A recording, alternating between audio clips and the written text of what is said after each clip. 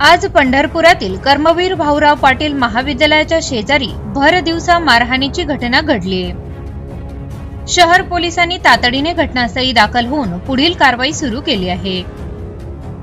या संदर्भात पंढरपूर शहर पोलीस ठाण्यातील फिर्यादीनुसार दिनांक 26 जुलै 2025 रोजी सायंकाळी 7:30 वाजण्याच्या सुमारास गुरसाळे येथील शिवकृपा दूध डेअरी समोर रोडवरती शाळेतील लहान मुलांच्या भांडणावरून निखिल शिरतोडे, गजानन चव्हाण, धीरज कवडे, स्वप्नील भोसले, दत्ता शिरतोडे व इतरांनी सोमनाथ रणदिवे यास मारहाण केली असल्याने त्यांच्या विरोधात पंढरपूर तालुका पोलीस ठाणे विविध कलमान्वये गुन्हा दाखल करण्यात आला होता।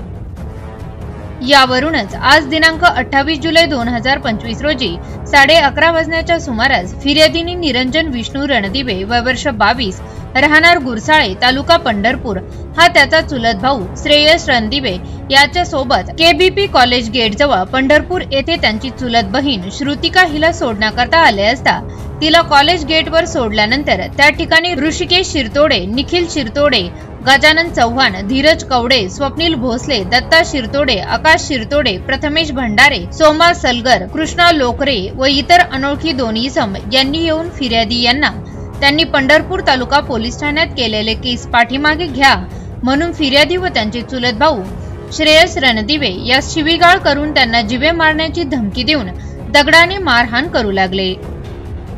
यावेळी फिर्यादी लपून बसले, परंतु त्यांचा चुलत भाऊ श्रेयस हा त्यांच्या तावडीत सापडल्याने त्यास दगडाने व पायावरती डोक्यावरती मारहाण केली। तसेच निखिल शिरतोडे यांनी त्यांच्याकडे असलेल्या चाकूने मारहाण करू लागला। त्या दरम्यान फिर्यादी सोडविण्यास गेले असता त्यांनाही तू मध्ये पडू नकोस, तुलाही मारेन म्हणू लागले।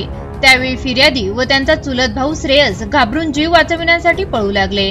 त्या दरम्यान धीरज कवडे व गजानन चव्हाण यांनीही त्यांच्या हातात सत्तूर घेऊन त्यांना जीवे मारतो म्हणून धमकी देऊ लागले। त्या दरम्यान तेथील लोक जमा झाल्याने ते पळून गेले।